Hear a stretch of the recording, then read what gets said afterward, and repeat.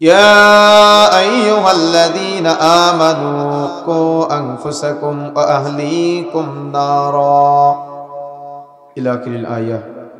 وقال النبي الأمين رسول الله صلى الله عليه وسلم لا تزال طائفة من أمتي ظاهرين على الحق لا يضرهم من خذلهم حتى يأتي أمر الله وهم كذلك. قال رسول الله صلى الله عليه وسلم يا معشر الشباب من استطاع منكم. قال رسول الله صلى الله عليه وسلم الحياء لا يأتي إلا بخير. قال رسول الله صلى الله عليه وسلم خيركم من تعلم القرآن وعلمه إلى آخر الحديث. আলহামদুলিল্লাহ, যাবতীয় প্রশংসা, যাবতীয় গুণগান একমাত্র কেবলমাত্র আল্লাহ সুবহানাহু ওয়া তাআলার দরবারে। যে আল্লাহ রাব্বুল আলামিনের অশেষ মেহেরবানিতে আমরা চমৎকার একটা আয়োজনে পবিত্র কোরআন ও সহিহ সুন্নাহর আলোকে আলোচনা করার এবং শ্রবণ করার সুযোগ পেয়েছে, যে আল্লাহ রাব্বুল আলামিন আমাদের কবুল করেছেন, সেই মহান রবের নিকট হৃদয়ের গভীর প্রদেশ থেকে, অন্তরের অন্তরস্থল থেকে আমরা শুকরিয়া আদায় করে সকলে বলে আলহামদুলিল্লাহ। দুরূদ ও সালাম বর্ষিত হোক আখিরি জামানার মানবতার মুক্তির দূত, মানবতার মুক্তির দিশারি, যার আদর্শকে বাস্তবায়নের জন্যই আজকে আমাদের এই সামান্য ক্ষুদ্র প্রচেষ্টা। নবীর প্রতি দুরূদ বর্ষিত হোক, সকলে বলি সাল্লাল্লাহু আলাইহি ওয়াসাল্লাম। প্রিয় উপস্থিতি, সংক্ষিপ্ত সময় আমরা আলোচনা করব ইনশাআল্লাহ। সংক্ষিপ্ত সময়ে আমরা মাহফিলগুলোতে ধারাবাহিক আলোচনা করতেছি। তো ধারাবাহিক আলোচনার আজকে তাফসীরের আলোচনা হবে ইনশাআল্লাহ। পবিত্র কোরআন মাজিদের অন্যতম গুরুত্বপূর্ণ একটি সূরা 30তম পারার মধ্যে এসেছে 111 নম্বর সূরা আল-লাহাবের উপর ইনশাআল্লাহ। পবিত্র কোরআন মাজিদের তাফসীরের আলোচনাগুলো আমরা মাহফিলে বেশি গুরুত্ব দিচ্ছি। আমাদের সমাজে তাফসীর মাহফিলগুলো হচ্ছে সাদ্দাদের কাহিনীর নামে কিচ্ছা কাহিনী যেগুলো আছে, এই কিচ্ছা কাহিনী সমাজের মানুষকে বলা হয়, সমাজের মানুষ সেগুলো শুনে। রাসূল এবং বুড়ির মধ্যে একটা সম্পর্কের বর্ণনা দেওয়া হয়, বুড়ি নাকি রাসূলের রাস্তায় বড়য়ের কাটা দিত। এরকম জাল তাফসীর, মিথ্যা বানোয়াট কাহিনীগুলো আমাদের মাঝে শোনানো হচ্ছে। আল্লাহ রাসূল এবং হরিণের সম্পর্কের বর্ণনা দিয়ে রাসূল এবং হরিণ নাকি কথা বলেছিল হরিণের বাচ্চাদেরকে নিয়ে। এরকম জাল কিচ্ছা কাহিনী, মিথ্যা তাফসীর আমাদের সমাজে প্রচলিত আছে, যেগুলো অজ মাহফিলের বক্তারা বলে থাকে। তো আমাদের এগুলা থেকে বের হয়ে এসে কোরআনের ইলম, কোরআনের জ্ঞান অর্জন করা অত্যন্ত জরুরি, অত্যন্ত জরুরি। এই জন্য বললাম, কোরআনের জ্ঞান না থাকার কারণে মানুষ সালাত আদায় করে, নামাজ পড়ে, কিন্তু প্রশান্তি অর্জন করতে পারে না। আমরা যখন মদিনা সফরে ছিলাম,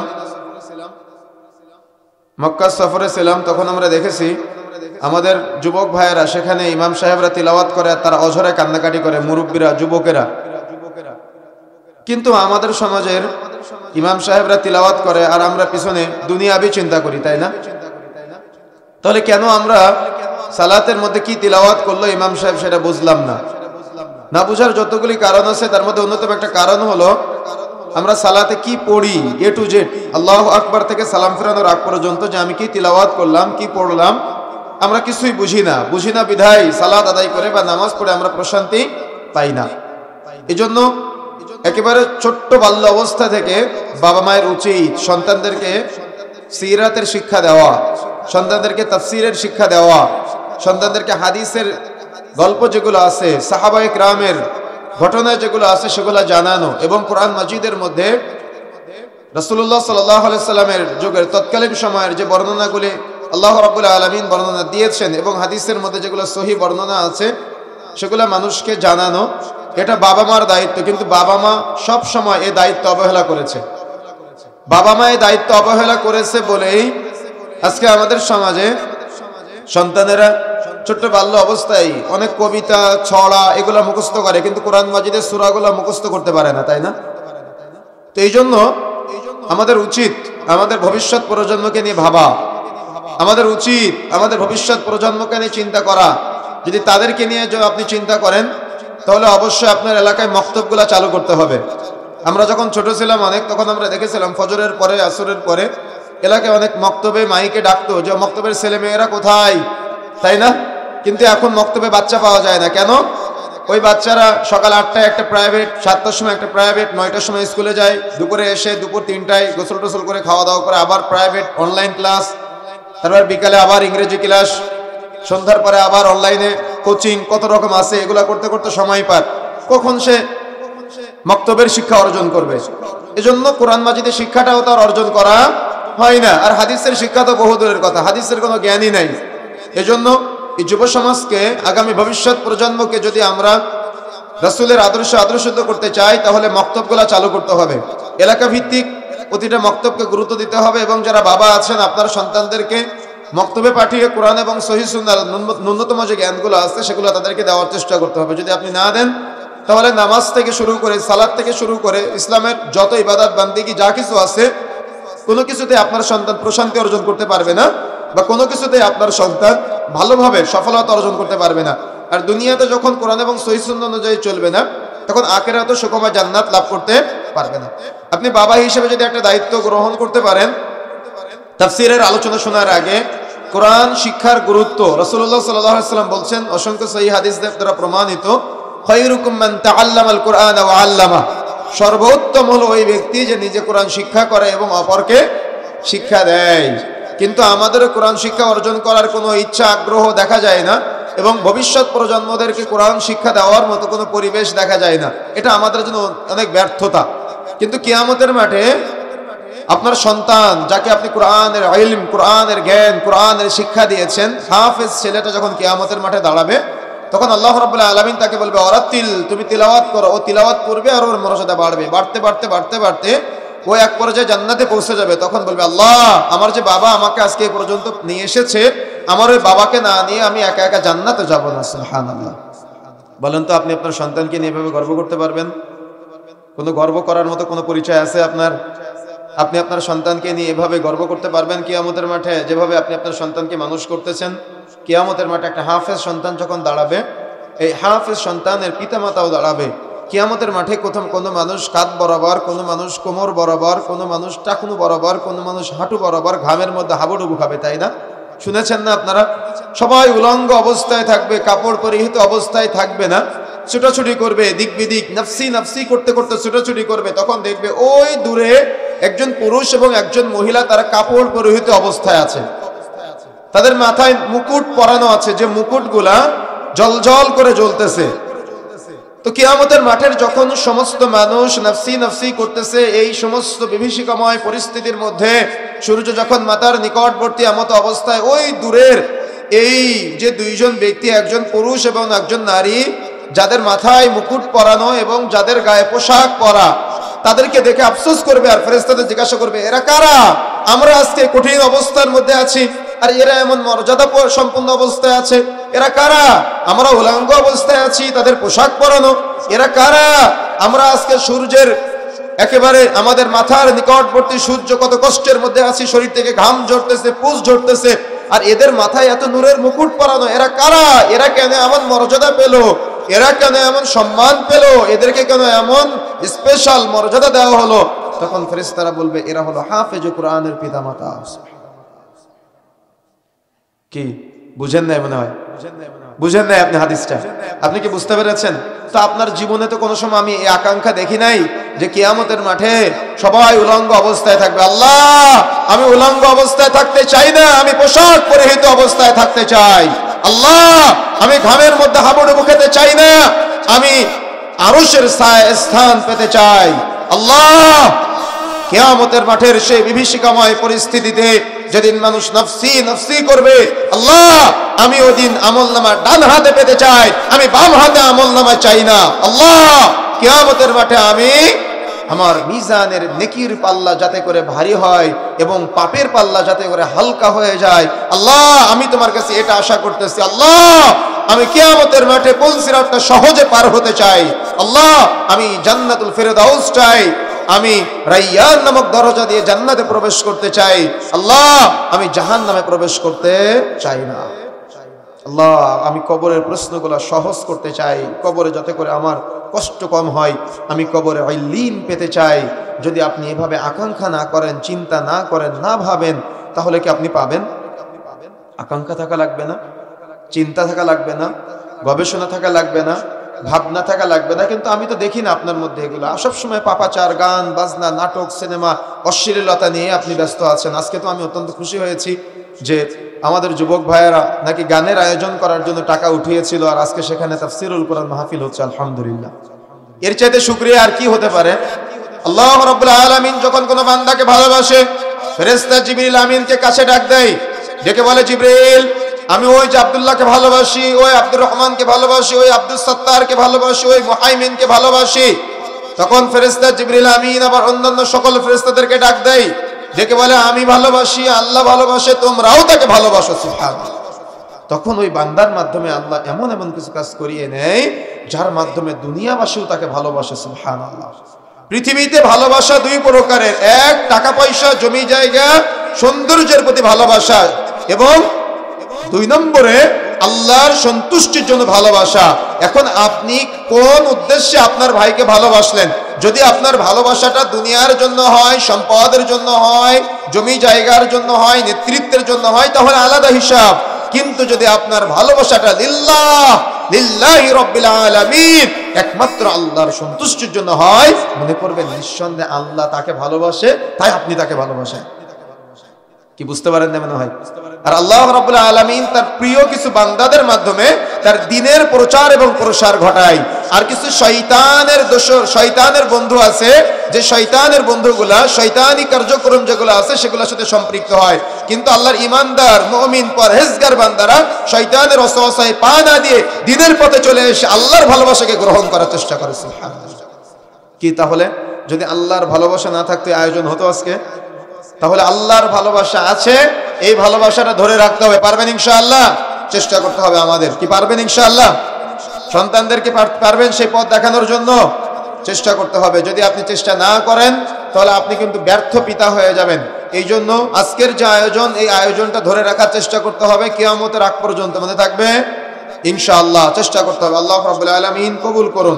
আজকে আমরা সূরা তাব্বাতের আলোচনা করব। সূরা তাব্বাত এটা হয়তো অনেকের অপরিচিত নাম, কিন্তু বিশেষ করে আমি মক্কার অনেকগুলো মুসাহাফে দেখেছি, মদিনার অনেক মুসাহাফে দেখেছি যে সূরা লাহাবের একটা নাম হলো তাব্বাত। কথা বুঝতে পেরেছেন? তো সূরা লাহাব আমরা নাম জানি, কিন্তু সূরা লাহাবের অনেকগুলো নাম আছে, তার মধ্যে একটা নাম হলো তাব্বাত। কথা বুঝতে পেরেছেন? তো সূরা লাহাব এটা হলো পবিত্র কোরআন মাজিদের 111 নম্বর সূরা, এবং সূরা লাহাব এটা হলো মাক্কি সূরা। রাসূলুল্লাহ সাল্লাল্লাহু আলাইহি ওয়াসাল্লামের হিজরতের আগের সূরা। মাক্কি এবং মাদানী সম্পর্কে আমরা জানি যে রাসূল এর কাছে মক্কায় থাকা অবস্থায় নাজিল হলে মাক্কি এবং মদিনায় থাকা অবস্থায় নাজিল হলে মাদানী। এটা ঠিক আছে, তবে সঠিক অর্থ হলো বা সঠিক ব্যাখ্যা হলো যে হিজরতের আগে এবং পরের সাথে সম্পৃক্ত। আল্লাহ রাসূল হিজরত করে মক্কা থেকে মদিনায় চলে গিয়েছিলেন, অর্থাৎ হিজরতের আগে যে সূরাগুলো নাজিল হয়েছে সেগুলো মাক্কি সূরা, এবং হিজরতের পরে যে সূরাগুলো নাজিল হয়েছে সেগুলোকে বলা হয় মাদানী সূরা। তো আজকে সূরা তাব্বাত বা সূরা লাহাব আমরা এমন ভাবে শুনবো যাতে করে ইমাম সাহেব মসজিদে তেলাওয়াত করলে আমরা অর্থ বুঝতে পারি। মনে থাকবে ইনশাআল্লাহ? মনে থাকবে ইনশাআল্লাহ? চেষ্টা করতে হবে।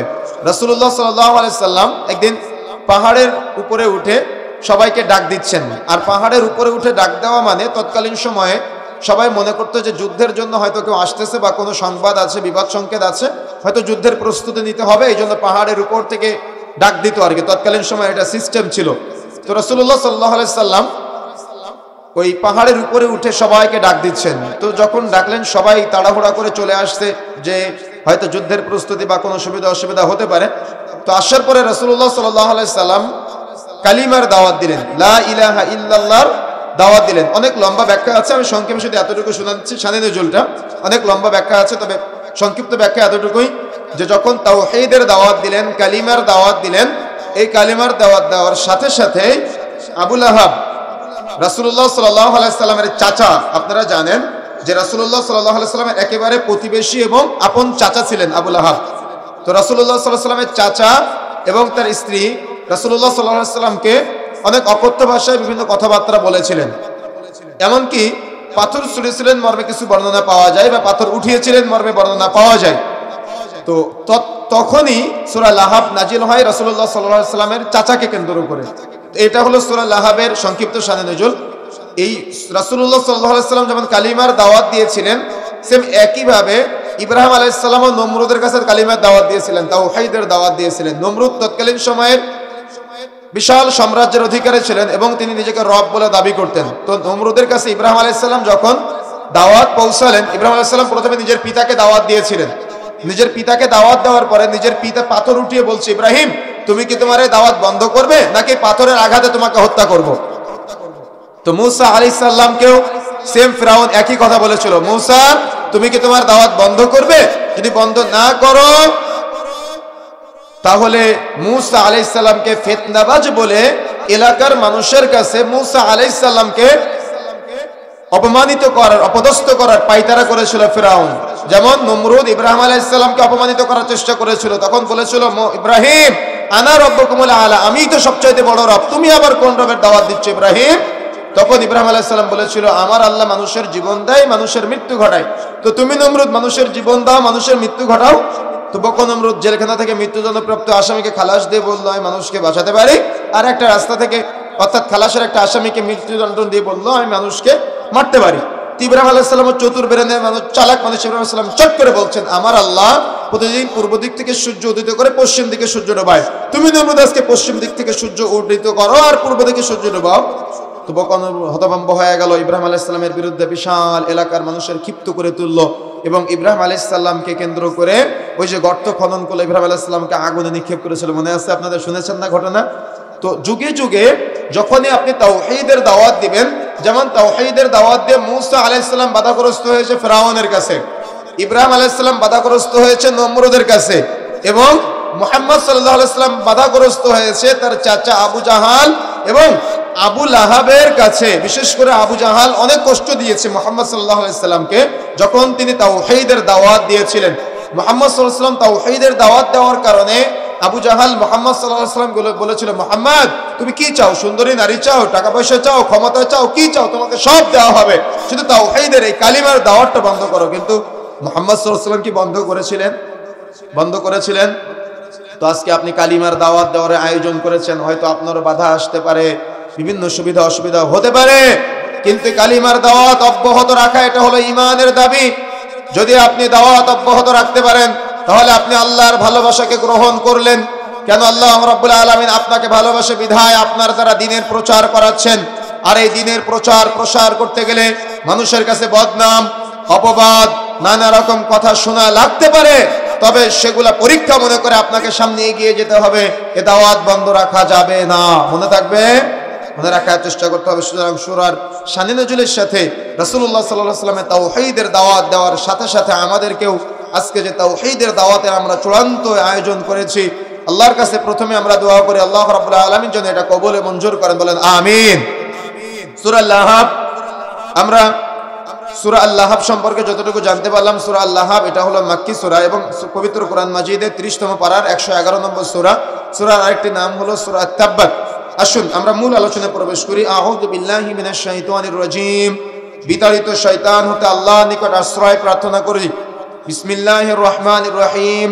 পরম করুণাময় অসীম দয়ালু আল্লাহর নামে শুরু করছি।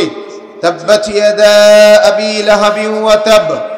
আল্লাহ রাব্বুল আলামিন বলছেন, ধ্বংস হোক আবু লাহাবের দুই হাত এবং সে নিজেও। কেন? ওই যে তাওহীদের দাওয়াত যখন মুহাম্মদ সাল্লাল্লাহু আলাইহি সাল্লাম দিয়েছিলেন, তখন আবু জাহাল মুহাম্মদ সাল্লাল্লাহু আলাইহি সাল্লামকে মারার জন্য হাত উঠিয়েছিলেন বা পাথর উঠিয়েছিলেন, এবং আবু জাহাল মুহাম্মদ সাল্লাল্লাহু আলাইহি ওয়াসাল্লামকে সারাটা জীবন অনেক জ্বালিয়েছেন।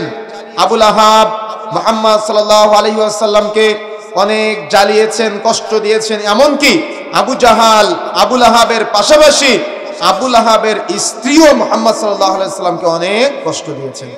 আর সেই দিন আবু জাহাল তো কষ্ট দিয়েছে, আবু লাহাব মুহাম্মদ সাল্লাল্লাহু আলাইহি ওয়াসাল্লামকে মারার জন্য পাথর উঠিয়েছেন এবং অপমান অপদস্থ করেছেন। মুহাম্মদ, তুমি কি আজকে আমাদের এখানে একত্রিত করেছো তাওহীদের দাওয়াত দেওয়ার জন্য, এক আল্লাহর দাওয়াত দেওয়ার জন্য? তখন মুহাম্মদ সাল্লাল্লাহু আলাইহি ওয়াসাল্লাম শুধু এখানে না, যখন মুহাম্মদ সাল্লাল্লাহু আলাইহি ওয়াসাল্লাম মক্কার বিভিন্ন প্রান্তে তাওহীদের দাওয়াত নিয়ে আবির্ভাব করতেন, দাওয়াত নিয়ে যেতেন, তখন আবু লাহাব মুহাম্মদ সাল্লাল্লাহু আলাইহি ওয়াসাল্লামের চাচা এবং তার স্ত্রী মাঝে মধ্যে পিছনে পিছনে যেতেন। বিভিন্ন বাজারে যখন রাসূলুল্লাহ সাল্লাল্লাহু আলাইহি ওয়াসাল্লাম তাওহীদের দাওয়াত দিতেন, তখন পাশ থেকে আবার মুহাম্মদ সাল্লাল্লাহু আলাইহি ওয়াসাল্লামের চাচা আবু লাহাব সে বলতো মুহাম্মদ যে কথাগুলো বলেছে সেগুলো সব মিথ্যা। এখন লোকজন জিজ্ঞাসা করতো, আচ্ছা এই যে লোকটা মিথ্যা বললো ইনি কে? তখন বলতেছে যে লোকটা ওই এক আল্লাহর দাওয়াত দিয়েছে এটা তার চাচা। তাহলে মানুষের মনে একটু বিভ্রান্ত তৈরি হতো না যে ভাতিজা দাওয়াত দিচ্ছে এক আল্লাহর বা এক ইলার, আর চাচা এসে বলতেছে ও মিথ্যা বলতেছে। তো মানুষের মনের মধ্যে এমন বিভিন্ন জল্পনা কল্পনা ঢুকিয়ে দেওয়ার জন্য সবসময় পাইতারা করত। এজন্য আবু লাহাব ধ্বংস হোক এবং আবু লাহাবের দুই হাত ধ্বংস হোক। সুতরাং যুগে যুগে মনে রাখা চেষ্টা করতে হবে, যারা কালিমার দাওয়াত দিবে, তাওহীদের দাওয়াত দিবে, কোরআনের দাওয়াত দিবে, কোরআনের দাওয়াতের আয়োজন করবে, তাদের আল্লাহর পক্ষ থেকে পরীক্ষা আসবে। এবং দুনিয়াবি যারা আছে আল্লাহ দ্রোহী, রাসূলুল্লাহ সাল্লাল্লাহু আলাইহি ওয়াসাল্লামের সুন্নাহকে যারা অবমূল্যায়ন করা, অপমান করা, অপদস্থ করার প্রচেষ্টা চালায়, তারা যারা তাওহীদের দাওয়াত দেয় তাদের সর্ব অবস্থায় বাধা প্রদান করার চেষ্টা করে।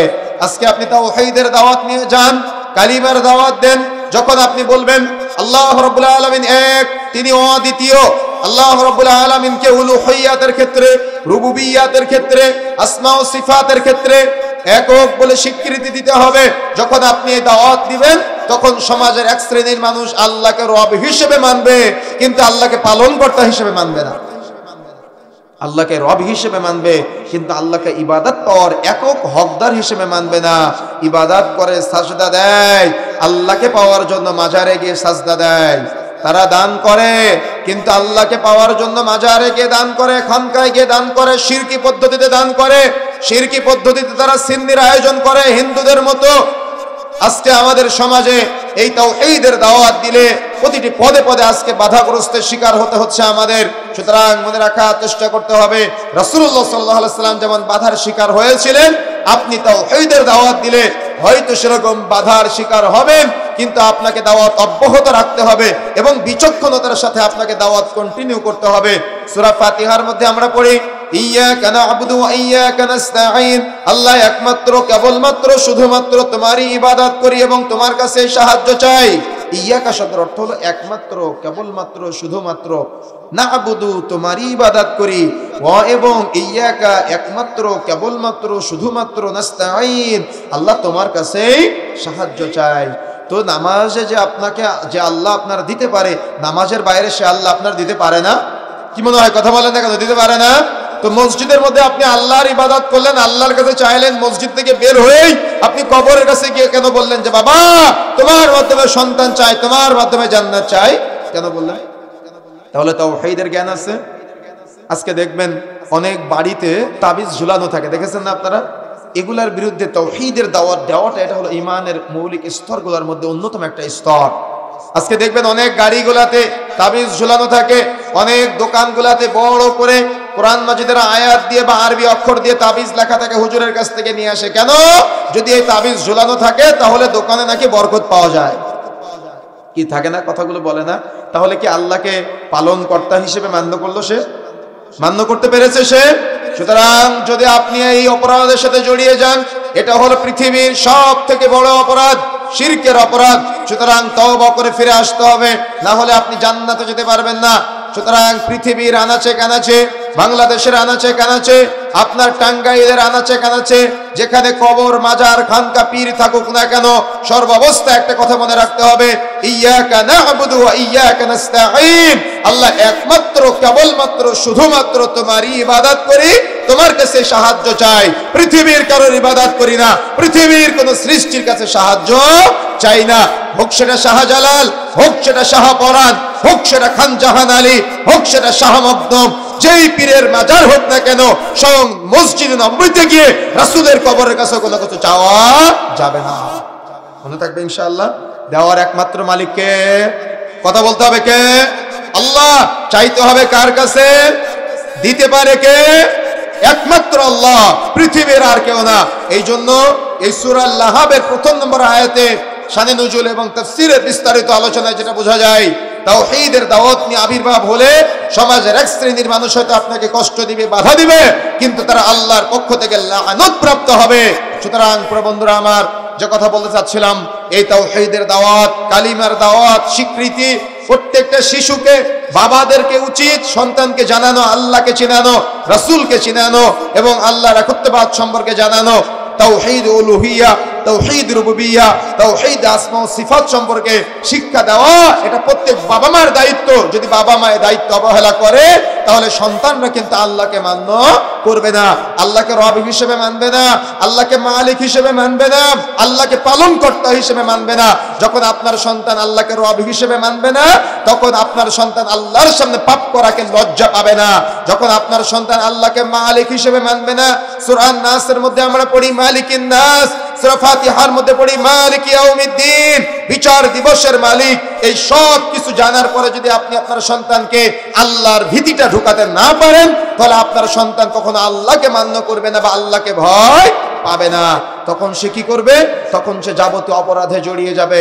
এই জন্য যারা বাবা আছেন, মুরব্বী আছেন, যারা অভিভাবক আছেন, অভিভাবক তুল্য আছেন, আপনাকে আল্লাহকে ভয় করতে হবে, প্লাস সন্তানকে আল্লাহর ভয়টা শিক্ষা দিতে হবে। আল্লাহর ভয়, আল্লাহর উলুহিয়্যাত, যেমন সূরা নাসের মধ্যে আমরা পড়ি রব্বুন নাস, আল্লাহকে রব হিসেবে, মালিকিন নাস, আল্লাহকে মালিক হিসেবে, ইলাহিন নাস, আল্লাহকে ইলাহ হিসেবে, অর্থাৎ রব, মালিক, ইলাহ হিসেবে আল্লাহকে স্বীকৃতি দেওয়া, এটা প্রত্যেক বাবা মার উচিত তার সন্তানকে শিক্ষা দেওয়া। আজকে সৌদি আরবে শিরিক নাই কেন? মিডল ইস্টে শিরিক নাই কেন? এই জন্য নাই যে তারা ছোট্ট বাল্য অবস্থায় তাওহীদের জ্ঞান অর্জন করে। তারা সব সময় ভাবে যে আমার আল্লাহ আমাকে দেখছেন। আপনাকে এই চিন্তা করতে হবে বা আপনার সন্তানকে এই চিন্তা ব্রেনে দিতে হবে যে একটা ছোট্ট বাচ্চা, আমার ছেলেটা যেন আল্লাহকে ভয় পেয়ে মিথ্যা না বলে, আপনাকে ভয় পেয়ে মিথ্যা না বলুক। আমরা এটা চাই না, এটাও চাই, এটাও লাগবে। তবে আমরা চাই আপনার ছোট্ট বাচ্চাটা, এই 7-8 বছরের বাচ্চাটা, ও যেন আল্লাহর ভয়ে নামাজ পড়তে যায়। ও যে নামাজ না পড়লে জাহান্নামে যাবে, আপনি বাবা হিসেবে সন্তানকে এটা শিখাতে হবে। আপনি বাবাই তো নামাজ পড়ে না, সন্তান শিখবে কিভাবে? আপনি বাবাই তো জাহান্নাম ভয় পান না, আপনি বাবা, আপনার তো জান্নাতের আকাঙ্ক্ষা নাই, সন্তানের মনে জান্নাতের আকাঙ্ক্ষা আসবে কিভাবে? আমি মুফতি মেনকের একটা ভিডিও দেখছিলাম, আপনারা হয়তো চিনবেন, ইন্টারন্যাশনাল একজন দাঈ। তো তিনি আলোচনা করতেছেন, রামাজান শীর্ষক একটা আলোচনা। তো ছোট্ট একটা বাচ্চা ছেলে, তো উনি ছোট্ট বাচ্চা ছেলেটাকে মূল্যায়ন করলেন। ছোট্ট বাচ্চা ছেলেটা প্রশ্ন করতেছে রামাজানের পুরস্কার নিয়ে, যে আমার পুরস্কারটা আল্লাহ কিভাবে দিবে, আপনারা দেখেছেন কি জানি না। তো ছোট্ট বাচ্চা ছেলেটা এত অঝরে কান্না করতেছে জান্নাতুল ফিরদাউস কামনার জন্য, জান্নাতুল ফিরদাউসের আশায়। কেন আপনার সন্তান জান্নাতের আশা করে না? কেন আপনার সন্তান জাহান্নামকে দূরে ঠেলে দিতে পারে না? কেন আপনার সন্তান আজকে আল্লাহকে চিনে না? কেন আপনার সন্তান রাসূলকে চিনে না? আমি তাওহীদের আলোচনা করে চলে যাব, আমি সূরা লাহাবের আলোচনা করে চলে যাব, কিন্তু আপনিও কিছু বুঝবেন না, আপনার সন্তানও কিছু বুঝবে না। কেন বুঝবে না? পরিবারের মধ্যে তাওহীদ নাই এই জন্য, পরিবারে কোরআনের শিক্ষা নাই এই জন্য, পরিবারের বাবা মার মধ্যে জান্নাতের আকাঙ্ক্ষা নাই এই জন্য সন্তানের জান্নাতের আকাঙ্ক্ষা নাই, পরিবারে বাবা মার মধ্যে জাহান্নামের ভয় নাই এই জন্য সন্তানের মধ্যে জাহান্নামের ভয় নাই। পরিবারে কখনো কবর নিয়ে আলোচনা হয় না, পরিবারে কখনো পুলসিরাত নিয়ে আলোচনা হয় না, পরিবারে কখনো মিজানের পাল্লা নিয়ে কথাবার্তা হয় না। যদি আপনার সন্তান জানতো মিজানের পাল্লায় নেকি এবং পাপ মাপা হবে, তাহলে কোশ্চিন কালে আপনার ছেলেটা দোকানদারি করার সময় ওজনে বা পরিমাপে কম দিতে পারতো না। কিন্তু আপনি বাবা জানেন না, আপনি ওজনে বা পরিমাপে কম দেন, এজন্য আপনার সন্তান ওজনে বা পরিমাপে কম দেয়। কেন? তার মধ্যে এই শিক্ষাটা নাই। আর শিক্ষা নাই কেন? আপনি বাবা হিসেবে ব্যর্থ, আপনি ব্যর্থতার প্রমাণ করেছেন যে আপনি আপনার সন্তানকে ওজনে বা পরিমাপে কম দেওয়া শিখিয়েছেন, এজন্য আপনার সন্তান ওজনে বা পরিমাপে কম দেয়। কিন্তু আপনি যদি শিক্ষা দিতে পারতেন যে কিয়ামতের মাঠে মিজানের পাল্লায় আপনার সন্তানের আমলনামা মাপা হবে, গুনাহ মাপা হবে, নেকি মাপা হবে, পাপ মাপা হবে, তাহলে আপনার সন্তান এটা মূল্যায়ন করতো যে আজকে এই মিজান আর কিয়ামতের মাঠের মিজান আমার কোনটা কিভাবে হবে, ও এখন থেকে চিন্তা করতে। কিন্তু আপনার মধ্যে জান্নাতের আকাঙ্ক্ষা নাই, আপনার মধ্যে জান্নাতের আশা নাই, আপনার মধ্যে জান্নাতের আকাঙ্ক্ষা নাই, জান্নাতের আশা নাই, তাহলে আপনার সন্তানের মধ্যে জান্নাতের আকাঙ্ক্ষা হবে কিভাবে? আপনার সন্তানের মধ্যে জাহান্নামের ভীতি আসবে কিভাবে? আল্লাহ ভীতিগুলো আসবে কিভাবে? আসতেছে না কেন? কারণ আপনার সন্তানকে আপনি শিক্ষা দিতে পারেন নাই। সেই জন্য কি আমার কথা রাগ করলেন? ব্যর্থ বাবা আপনি। 7 বছর বয়সের একটা ছেলের হাতে 5 টাকা দিয়ে বলতেছেন আব্বু যা সিগারেট কিনে নিয়ে আসো। ও একদিন যায়, 2 দিন যায়, 5 দিন বলতেছে আমার আব্বু কি খায় আমিও একটু খাই। তাহলে আপনি কি সফল বাবা না ব্যর্থ বাবা? কথা বলেন, সফল বাবা না ব্যর্থ বাবা? 7 বছর, 8 বছর, 10 বছর বয়সে ছেলের দাড়ি গজাচ্ছে, আপনি ব্যর্থ বাবা, আপনি আপনার ছেলেকে নিয়ে সেলুনে দাড়ি কাটতেছেন, আপনার সন্তান দেখে যে আমার বাবাও দাড়ি কাটে, আমার বাবারও গায়রত নাই, আমারও গায়রত নাই, আমার বাবা। আমার কথা বুঝেন নাই? কথা বুঝতে পেরেছেন? তাহলে কে শিক্ষা দিল? বাবা শিক্ষা দিল সন্তানকে। কে অন্যায় করলো? বাবা অন্যায় করলো, তাই সন্তান অন্যায় করতেছে। শিখলো কার কাছ থেকে? বাবার কাছ থেকে। এই জন্য প্রিয় বন্ধুরা আমার, মাইকের আওয়াজ যতদূর পর্যন্ত যাচ্ছে, দায়িত্বহীন ভাষায় বলে যেতে চাই, মনে রাখার চেষ্টা করতে হবে আগামী ভবিষ্যৎ প্রজন্মের জন্য কোরআনের ইলম, কোরআনের জ্ঞান অর্জন করা অত্যন্ত জরুরি। প্রত্যেক বাবার উচিত তার সন্তানকে আল্লাহ সম্পর্কে শিক্ষা দেওয়া, প্রত্যেক বাবার উচিত তার সন্তানকে সিরাতের শিক্ষা দেওয়া, অর্থাৎ রাসূল সম্পর্কে জানানো। প্রত্যেক বাবার উচিত তার সন্তানকে আদর্শিত করা। আজকে বাবাই কাপড় টাকানোর নিচে পড়ে, সন্তান কি করবে? আমার কথা বুঝেন নাই? কথা বুঝতে পেরেছেন? তাহলে কি করতে হবে আমাদের? এই তাওহীদের দাওয়াত বা তাওহীদের স্বীকৃতির পাশাপাশি নিজেদেরকে এই বুঝগুলা বুঝতে হবে। যদি আমরা না বুঝি তাহলে কিয়ামতের মাঠে ধরা খেতে হবে। দুনিয়াতে তো অপমানিত হবেন। আপনার সন্তান গোল্ডেন এ প্লাস না পেলে আপনার লজ্জা লাগে, আপনার শরম লাগে, আপনার হায়া লাগে। কিন্তু আপনার সন্তান ফজরের নামাজ পড়ে না, আপনার লজ্জা লাগে না। আপনার সন্তান জুমার দিন সবার শেষে মসজিদে যায়, আপনার লজ্জা লাগে না। আপনার ছেলেটা সিনেমা হল করেছে, আপনার লজ্জা লাগে না। আপনার ছেলেটা চায়ের দোকানে বসে সারাদিন গান শুনে, আপনার লজ্জা লাগে না। আপনার ছেলেটা সিগারেট খায়, আপনার লজ্জা লাগে না। আপনার ছেলেটা আপনাকে এতটাই অবমূল্যায়ন করে, আপনার ছেলেটা রুচিবোধ এতটাই খারাপ, এতটাই নোংরা, তার পাশে তার বাবা দাঁড়িয়ে আছে, ও মান্য করে না। তার পাশে আলেম দাঁড়িয়ে আছে, ও কেয়ার করে না। তার পাশে মুরব্বী দাঁড়িয়ে আছে, ও কাউকে গুরুত্ব দেয় না। তার পাশে তার মা দাঁড়িয়ে আছে, ও কাউকে দাম দেয় না। ও সিগারেট খায় আর রোজার দিকে ধোয়া ছেড়ে দেয়। কেন এমনটা হচ্ছে? আপনি বাবা, আপনি অপরাধ করতে শিখিয়েছেন আপনার সন্তানকে, যার কারণে আপনার সন্তান আজকে অপরাধগুলোর সাথে জড়িয়ে যাচ্ছে। কিন্তু আপনি যদি আপনার সন্তানের তাওহীদের শিক্ষা দিতে পারতেন, তাহলে আপনার সন্তান সর্ব অবস্থায় আল্লাহর উলুহিয়্যাত, আল্লাহর রুবুবিয়্যাত, আল্লাহর আসমা ও সিফাতকে নিয়ে তার চিন্তা থাকতো, মৃত্যু পরবর্তী জীবনকে নিয়ে চিন্তা থাকতো, কবর নিয়ে চিন্তা থাকতো, ভয় থাকতো, ভীতি থাকতো যে আমি কবরের জীবনটা পার করব কিভাবে। কিন্তু নাই কেন? আপনি ব্যর্থ বাবা, আপনি আপনার সন্তানকে শিক্ষা দিতে পারেন নাই। কোনোদিন আপনি আপনার সন্তানের হাতটা ধরে মসজিদ পানে নিয়ে যেতে পারেন নাই। আপনার জীবন 50 বছর পার হয়ে গিয়েছে। তো আপনার কি একটু খারাপ লাগে না যে আমার ছেলেটাকে আমি মসজিদে নিয়ে যেতে পারি না? আপনার কি একটু খারাপ লাগে না যে আমার ছেলেটা সুদখোর, ঘুষখোর, জেনাখোর, সিনেমা দেখে, গান শুনে, নাটক দেখে, আমার ছেলেটার মুখে রাসূলের সুন্নাত দাড়ি নাই?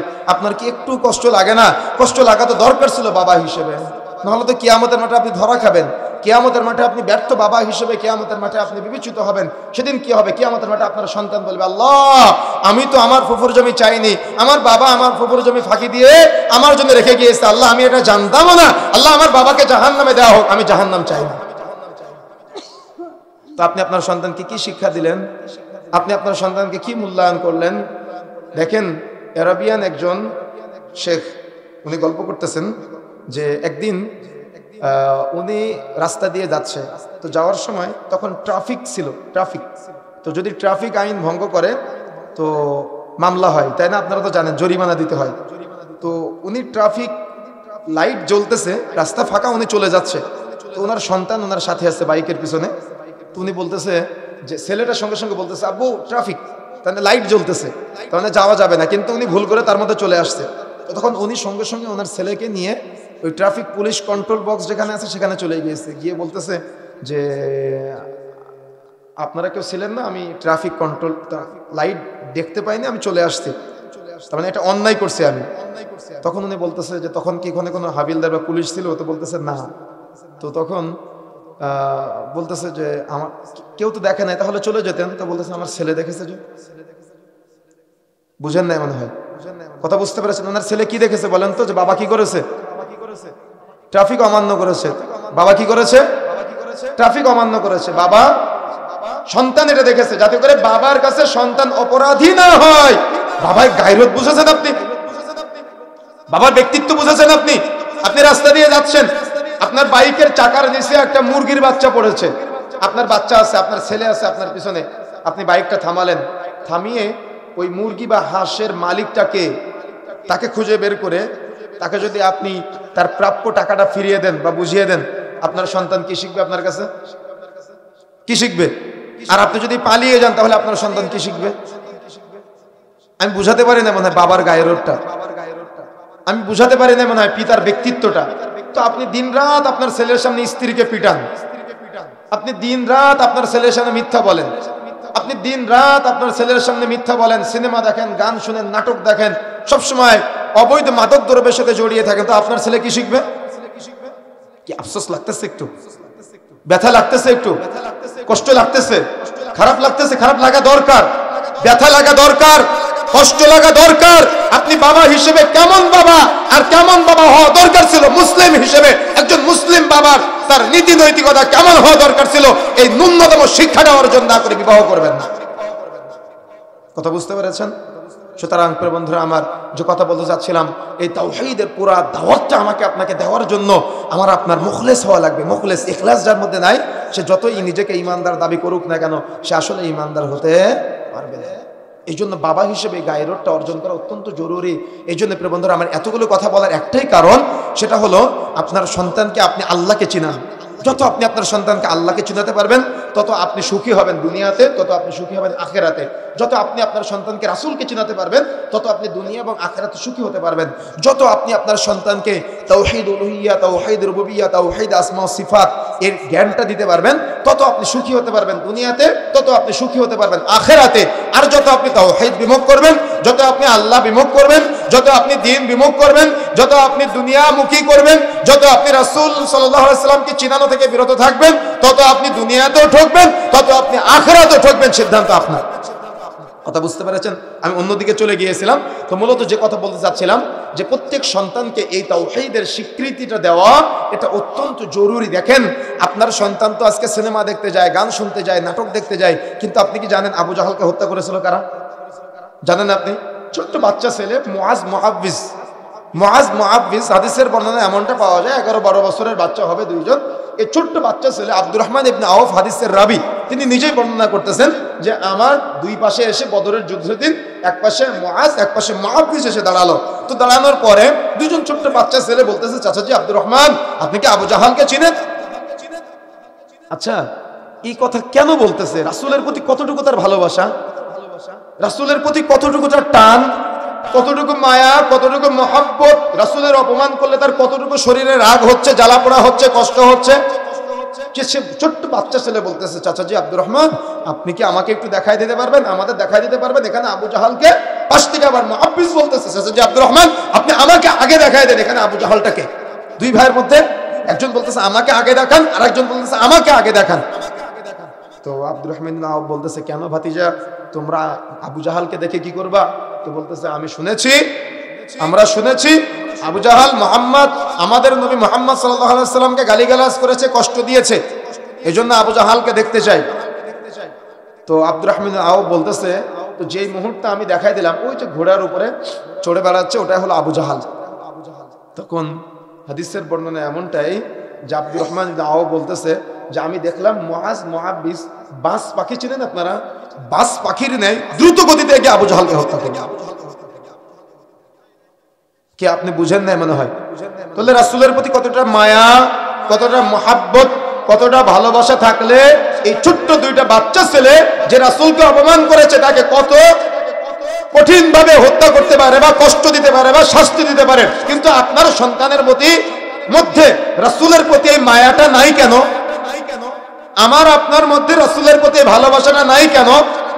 আমার আপনার মধ্যে রাসূলের প্রতি এই মায়া মহব্বত বা পৃথিবীতে যা কিছু আছে সব কিছু যাদের রাসূলের প্রতি বেশি ভালোবাসা নাই কেন? আল্লাহ রাসূল বলছেন, পৃথিবীতে দুনিয়াতে পিতামাতা, সন্তান, সন্তানাদি যা কিছু আছে সব কিছু চাইতে রাসূলুল্লাহ সাল্লাল্লাহু আলাইহি ওয়াসাল্লামকে সবচাইতে বেশি ভালোবাসতে হবে। কিন্তু আমার আপনার মধ্যে ভালোবাসাটা নাই কেন? আমার আপনার স্ত্রীর মধ্যে ভালোবাসা নাই কেন? আমার আপনার সন্তানের মধ্যে ভালোবাসাটা নাই কেন? কেন ঘাটতি আছে? আপনি কখনো বিবেচনা করেছেন? আপনি কখনো চিন্তা করেছেন? আপনি কখনো গবেষণা করেছেন? যদি আপনি গবেষণা না করেন তাহলে আপনি দুনিয়াতে কিভাবে উপকৃত হবেন আর আপনি আখিরাতে কিভাবে উপকৃত হবেন? আপনি একটু আমাকে বলেন, আপনি একটু আমাকে বুঝান। আপনি কি বুঝাতে পারবেন আমাকে? সুতরাং প্রিয় বন্ধুরা আমার, যে কথা বলতে চাই মনে রাখার চেষ্টা করতে হবে, তাওহীদের এই দাওয়াতটা অব্যাহত রাখতে হবে। যদি আপনার বাবা মান্য না করে তো আপনি সন্তান হিসেবে বাবাকে দাওয়াত দিবেন, আর বাবা যারা আছেন, মুরব্বী যারা আছেন, সন্তানের কাছে দাওয়াতটা পৌঁছে দিবেন। তা না হলে কিয়ামতের মাঠে জবাব দেওয়া লাগবে। যদি আপনি বাধা দেন, তো আপনি আবুল আহাবের মতো আল্লাহর পক্ষ থেকে লাআনত প্রাপ্ত হবেন। আবু জাহাল, আবুল আহাব তারা কিন্তু লাআনত প্রাপ্ত। সুতরাং সতর্ক হতে হবে, সাবধান হতে হবে। আমাদের তাওহীদের এই দাওয়াতগুলা আমাদেরকে সব সময় প্রচার প্রসারের মধ্যে রাখার চেষ্টা করতে হবে। যেমন সৎ কাজের আদেশ দিতে হবে, তেমন অসৎ কাজের নিষেধটাও করতে হবে। আমাদের মনে থাকবে ইনশাআল্লাহ, চেষ্টা করতে হবে।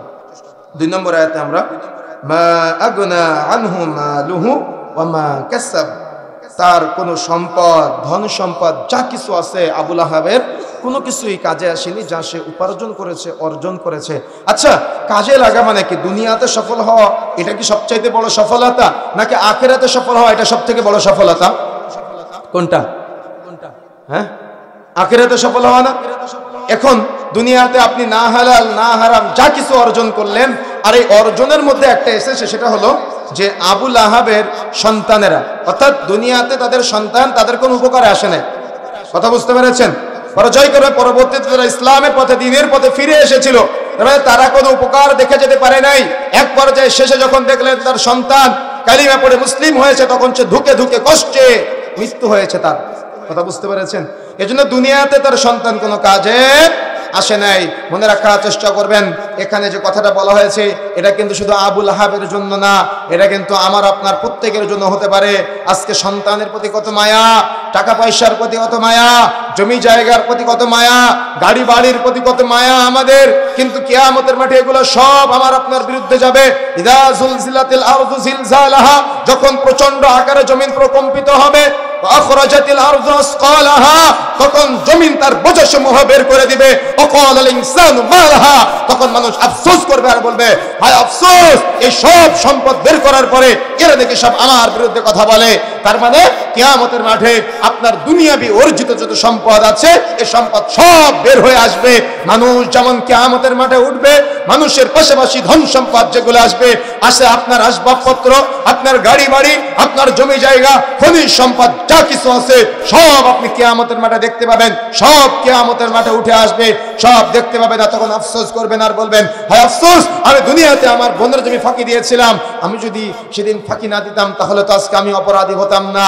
আমি সেদিন চুরি করেছিলাম তাই আমার হাত কেটে দেওয়া হয়েছিল, যেজন্য আজকে আমি অপমানিত, অপদস্থ, লাঞ্ছিত হচ্ছি।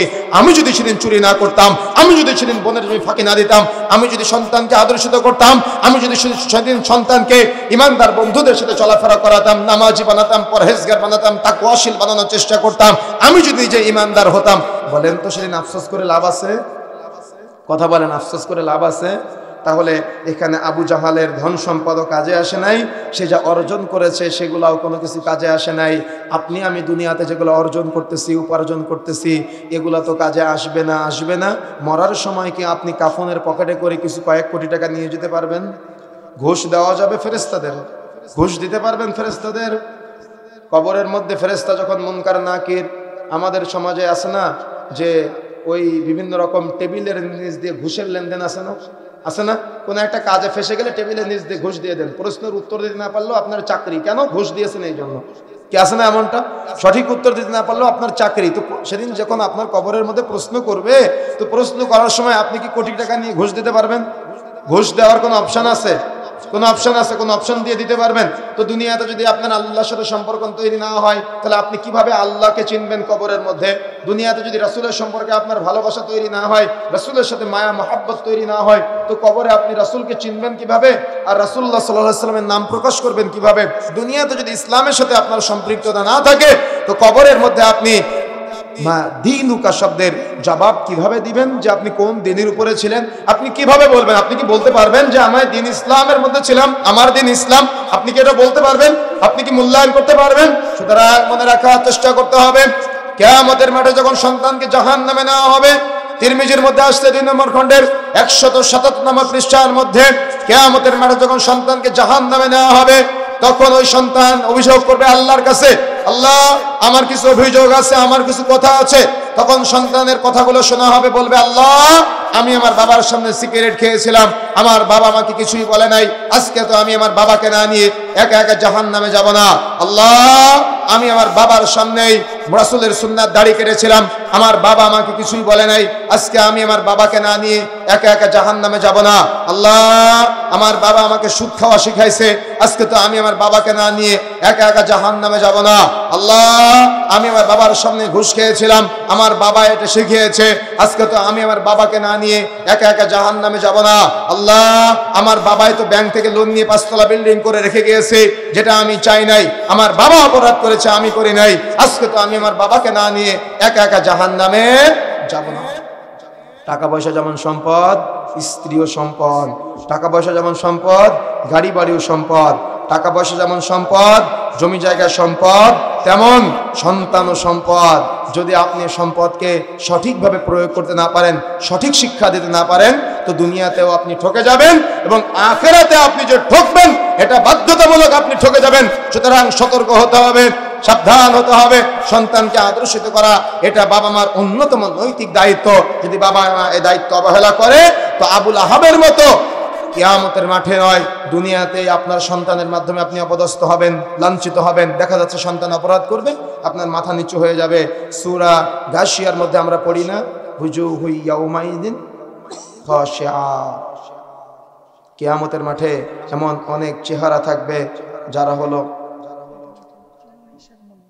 আচ্ছা আচ্ছা ইনশাআল্লাহ ইনশাআল্লাহ, আচ্ছা আচ্ছা ঠিক আছে। যে কথা বলতে চাচ্ছিলাম, তাহলে যদি আপনি সন্তানকে শিক্ষাটা দিতে না পারেন, তাহলে অবশ্যই কিয়ামতের মাঠে আপনাকে ধরা খেতে হবে। আপনি কি বুঝতে পারতেছেন বিষয়টা? বুঝতে পারতেছেন? সুতরাং এই সম্পদকে অর্জন করার জন্য অনেকেই আমরা কি করি, যে কথা আল্লাহ রাব্বুল আলামিন বলছেন এই আয়াতের সাথে সম্পৃক্ত, যে সূরা হুমাযার মধ্যে এসেছে, ইয়াহসাবু আন্না মালাহু আখলাদা। তারা কি মনে করে, তারা যে সম্পদটা অর্জন করেছে, এই সম্পদ দুনিয়াতে চিরস্থায়ী বা সম্পদ দুনিয়াতে আজীবন টিকে থাকবে। তারা এটা মনে করে না। দুনিয়াতে টাকা বেশি হয়ে গেলে, জমি জায়গা বেশি হয়ে গেলে, গাড়ি বাড়ি বেশি হয়ে গেলে তাদের সন্তানদেরকে তারা মানুষ করতে পারে না, এবং তারাও এই সন্তান এবং সম্পদের অহংকারে তাদের চোখ আর মাটিতে নামে না, তাই না? তাদের চোখ আর কোথায় নামে না? মাটিতে নামে না। ইয়াহসাবু আন্না মালাহু আখলাদা। তারা মনে করে তাদের এই সম্পদ দুনিয়াতে এস্টাবলিশ করবে তাদেরকে, তারা মনে করে তাদের এই সম্পদ দুনিয়াতে তাদের চিরস্থায়ী করবে। কিন্তু যদি আপনি আপনার সন্তানকে এটা শিক্ষা দিতে পারতেন যে আব্বু, এ দুনিয়ার জীবন চিরস্থায়ী না, তুমি যে সম্পদ অর্জন করবা সেটা হালালভাবে অর্জন করতে হবে, সেখান থেকে দান সাদাকা করতে হবে, যাকাত আদায় করতে হবে। সুতরাং সন্তান সম্পদ, জমি জায়গা সম্পদ এবং অন্যান্য সম্পদ যেগুলো আছে, টাকা পয়সার সম্পদ, সবগুলাকে আপনাকে এইভাবে নিয়ন্ত্রণ করা শিখতে হবে। তা না হলে এগুলা দুনিয়াতেও কোনো কাজে আসবে না, আখিরাতেও কাজে আসবে না। আখিরাতে আপনি আফসোস করবেন আর বলবেন, হায় আফসোস, আমি তো এটা না করলেও পারতাম। আর আল্লাহ রাব্বুল আলামিন বলছেন, দুনিয়াতে হয়তো আমরা তাদেরকে সফল মনে করি, দুনিয়াতে তোমরা হয়তো তাদেরকে সফল মনে করো, কিন্তু কখনো না, কাল্লা, কখনো না, লায়ুমবাদান্না ফিল হুতামা, তারা হুতামা নামক জাহান্নামে নিক্ষিপ্ত হবে। ওয়া মা আদরাকা মাল হুতামা, মুহাম্মদ তুমি কি জানো সেই হুতামা নামক জাহান্নামটা কি জিনিস? নারুল্লাহিল মুকাদা, সেটা হলো আল্লাহর তৈরি প্রজ্বলিত আগুন। আল্লাতী তাত্তালিউ আলাল আফিদা, যে আগুন তাদের হৃদয়ে পৌঁছে যাবে, হৃদয়কে চূর্ণ বিচূর্ণ করে দিবে, হৃদয় ফাটিয়ে দিবে, আত্মা গলিয়ে দিবে। অর্থাৎ আপনি এমন জাহান্নামে যাবেন যদি দুনিয়াতে আপনি অন্তত এই শিক্ষাটা অর্জন করতে না পারেন, সন্তানকে শিক্ষাটা দিতে না পারেন, এবং সম্পদ এবং সন্তানকে যদি দুনিয়ার চিরস্থায়ী মনে করেন, দুনিয়ার এস্টাবলিশড মনে করেন, তাহলে কিয়ামতের মাঠে তো ধরা খেতে হবে, আখিরাতে তো ধরা খেতে হবে। এবং দুনিয়াতে আপনার সন্তান আপনাকে না নিয়ে, তার মানে আখিরাতে তো জাহান্নামে যাবে না, এবং দুনিয়াতে আপনার সন্তান আপনাকে বৃদ্ধাশ্রমে রেখে আসবে। এখন সিদ্ধান্ত আপনার, যে আপনি আপনার এই সম্পদ এবং সন্তানকে কোন পথে পরিচালিত করবেন, কিভাবে আপনি আপনার সন্তানকে আদর্শিত করবেন, কিভাবে আপনি আপনার সন্তানকে মানুষ করবেন। দেখেন আল্লাহ বলছেন, সায়াসলা নারান যাতা লাহাব। দেখেন আল্লাহ বলছেন যে তারা অতি সত্বর জ্বলন্ত লেলিহান অগ্নিকাণ্ডে প্রবেশ করবে। কারা? যারা তাওহীদের জ্ঞান অর্জন করে নাই, যারা তাওহীদের বিরুদ্ধাচরণ করেছে, তাওহীদের দাওয়াত দিলে যারা বাধা দিয়েছে, তাওহীদের দাওয়াত দেওয়ার পরে যারা এই তাওহীদের দাওয়াতকে অবমূল্যায়ন করেছে, এবং যারা তাদের সন্তানকে দাওয়াত দিতে পারে নাই, সম্পদকে দুনিয়ার কাজে ব্যবহার করেছে, আখিরাতের জন্য ব্যয় করতে পারে নাই, সন্তানকে আল্লাহকে চিনাতে পারে নাই, সন্তানকে রাসূলের প্রতি ভালোবাসা বাড়াতে পারে নাই, আল্লাহ রাব্বুল আলামিন বলছেন সায়াসলা নারান যাতা লাহাব। দেখেন আল্লাহ বলছেন তারা অতি সত্বর জ্বলন্ত উত্তপ্ত আগুনে, লেলিহান আগুনে প্রবেশ করবে। তারপরে আয়াতে আল্লাহ রাব্বুল আলামিন বলছেন ওয়া আমরাতুহু হাম্মালাতাল হাতাব, এবং সেই সাথে সাথে তার স্ত্রীও জাহান্নামে প্রবেশ করবে, জ্বলন্ত উত্তপ্ত আগুনে প্রবেশ করবে। কেন? সে আবুল আহাবের স্ত্রী হলো ইন্ধন বহনকারিণী। মনে রাখার চেষ্টা করতে হবে, আবুল আহাবের স্ত্রী রাসূলুল্লাহ সাল্লাল্লাহু আলাইহি সাল্লামের বিরুদ্ধে নানা রকম কুচ্ছ রটনা করত, রাসূলুল্লাহ সাল্লাল্লাহু আলাইহি সাল্লামের বিরুদ্ধে নানা রকম অপবাদ অপপ্রচার সব সময় চালিয়ে যেত, মিথ্যাচার করত, রাসূলকে অপমান অপদস্থ করার চেষ্টা করত। যার কারণে আল্লাহ রাব্বুল আলামিন এখানে পবিত্র কোরআন মাজিদের মধ্যে তাকে অপমান করে বলেছেন তার স্ত্রী অর্থাৎ আবুল আহাবের স্ত্রীও ধ্বংস হোক এবং আবুল আহাবের স্ত্রী হলো ইন্ধন বহনকারী। এর কয়েকটা তাফসির আছে। একটা তাফসির হলো আবুল আহাবের স্ত্রী রাসূলের রাস্তায় কাঁটা বিছিয়ে রাখতো যাতে করে রাসূলুল্লাহ সাল্লাল্লাহু আলাইহি সাল্লাম রাস্তা দিয়ে ভালোভাবে হাঁটতে না পারে। তবে এখানে অনেক ওলামায়ে কেরাম একটা কথা বলেছেন, সেটা হলো ওই যে প্রচলিত আছে না বুড়ির বড়ের গাছের কথা, যে রাসূলের রাস্তায় কাঁটা দিত, ওটা কিন্তু জাল বর্ণনা। ওটা কোন বর্ণনা বলেন তো? আমরা দেখলাম তায়েফ থেকে মক্কার দূরত্ব প্রায় 90 থেকে 95 কিলোমিটার। বলেন তো কোনো পাগলও বিশ্বাস করে যে বুড়ি প্রতিদিন রাসূলের রাস্তায় এসে বড়ের কাঁটা দিত? কিন্তু এখানে যে ঘটনাটি পাওয়া যায় মূলত যে আবুল আহাবের স্ত্রী রাসূলের রাস্তায় কাঁটা বিছিয়ে রাখতেন মর্মে কিছু বর্ণনা পাওয়া যায়। কথা বুঝতে পেরেছেন? এটা আবার বিশুদ্ধ। তো আবুল আহাবের স্ত্রী রাসূলুল্লাহ সাল্লাল্লাহু আলাইহি ওয়াসাল্লামের চলাচলে যাতে করে বাধা বা বিঘ্ন হয় এই জন্য কাঁটা বিছিয়ে রাখতেন। সেটা হলো আবুল আহাবের স্ত্রী, এবং রাসূলকে সবসময় অপমান অপদস্থ করার চেষ্টা করত। এমনকি রাসূলের বিরুদ্ধে বিভিন্ন জায়গায় কথা বলে বেড়াতো, কথা লাগাতো। আজকে দেখবেন কিছু মহিলা আছে যারা একজন আরেকজনের কথা বিভিন্ন জায়গায় বলে বেড়ায়, দেখেছেন না? এই আবুল আহাবের স্ত্রীও এরকম এই বিভিন্ন জনের কথা বিভিন্ন জায়গায় বলে বেড়াতো এবং মুহাম্মদ সাল্লাল্লাহু আলাইহি সাল্লামকে নানাভাবে ছোট করার চেষ্টা করতো, অপমান করার চেষ্টা করতো এবং অপদস্থ করার চেষ্টা করতো। এটা হলো আবুল আহাবের স্ত্রী। দেখেন, এবং তাকে ইন্ধন বহনকারী বলা হয়েছে কেন? যে ওই যে দুনিয়াতেও রাসূলের রাস্তায় কাঁটা বিছিয়ে রাখতো, রাসূল সাল্লাল্লাহু আলাইহি ওয়াসাল্লাম যাতে করে ভালোভাবে চলতে না পারে, এই জন্য কিয়ামতের মাঠেও না বরং জাহান্নামে তাকে ইন্ধন বহনকারী বলা হয়েছে। তাফসীরের মধ্যে বিভিন্ন বর্ণনায় পাওয়া যায় যে আবুল আহাব যে জাহান্নামে থাকবে, ওই জাহান্নামের খড়ি যেটা আছে অর্থাৎ জাহান্নামের আগুনকে একটু বাড়ানোর জন্য, কি করার জন্য বলেন তো? জাহান্নামের আগুনকে উত্তপ্ত করার জন্য আবুল আহাবের স্ত্রী ওই খড়ি বা কাঠ, ওই ইন্ধন যেটা আছে ওটা বহন করে নিয়ে ওই জাহান্নামের মধ্যে দিবে। কথা বুঝতে পেরেছেন? তাহলে এখান থেকে কয়েকটি শিক্ষা পাওয়া যায় যেটা তাফসীর কারকগণ নিয়ে এসেছেন। তার মধ্যে অন্যতম একটা শিক্ষা হলো সেটা হলো যে স্বামী যদি কোনো অপরাধ করে স্ত্রীর উচিত স্বামীকে ওই অপরাধ করতে বাধা দেওয়া। কিন্তু আল্লাহ জ্ঞান দেওয়া সত্ত্বেও, ইলম দেওয়া সত্ত্বেও স্বামীর অপরাধের সাথে যদি স্ত্রীও একই অপরাধে জড়ায় তাহলে দুজনকে একসাথে জাহান্নামে দেওয়া হবে। কথা বুঝেন না মনে হয়? কথা বুঝতে পেরেছেন? মানে স্বামী সুদের লেনদেন করতেছে, এখন স্ত্রী যদি তাকে বাধা না দেয় তাহলে স্ত্রীকে হারাম খাচ্ছে না? কথা বুঝেন না মনে হয়? স্বামী যেটা অর্জন করে নিয়ে আসে, উপার্জন করে নিয়ে আসে, স্ত্রীকে সে খাবারটা খায় না। তাহলে একজন পুরুষ মানুষের সব থেকে কাছের মানুষকে তার স্ত্রী, আর একজন মহিলার সব থেকে কাছের মানুষকে তার স্বামী। এই জন্য এই উভয়ের মধ্যে যে মিল, মহাব্বত এবং ভালোবাসা আছে এটা আল্লাহর কাজে ব্যয় করতে হবে বা এটা আল্লাহর রাস্তায় ব্যয় করতে হবে। এই জন্য প্রিয় বন্ধুরা আমার, এখান থেকে যে শিক্ষাটা মৌলিকভাবে পাওয়া যায় সেটা হলো স্বামী যদি কোনো অপরাধে জড়ায় তাহলে স্ত্রীর উচিত স্বামীকে সেই অপরাধ করতে না দেওয়া, আর স্ত্রী যদি ওই অপরাধের কাজে আর উস্কানি দেয় তাহলে ওই অপরাধের অপরাধীও স্ত্রী হবে। কথা কি বুঝতে পেরেছেন?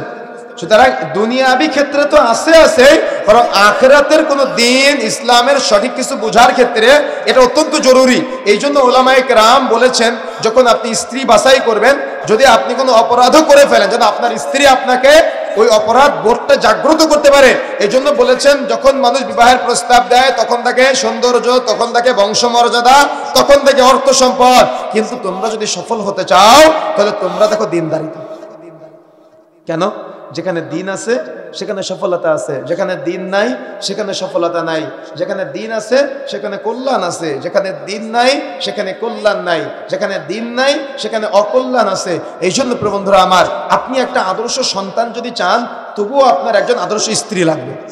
কথা বুঝতে পেরেছেন? এই পুরো আলোচনার সামনের দিকে যে আলোচনাগুলো আমরা করে এসেছি এর মৌলিক একটা স্তর হলো উলামায়ে কেরাম যেটা বলেছেন আয়াতের তাফসীরের মধ্যে বিভিন্ন জায়গা থেকে কোট করে আমি যেটা বলতে চাচ্ছি আপনাদের সেটা হলো যে আপনি আপনার স্ত্রীকে এমনভাবে বাছাই করবেন যে স্ত্রীটা হবে দিনদার, পরহেজগার, তাকওয়াশীলা, যে আপনাকে দিন মানতে সহযোগিতা করবে।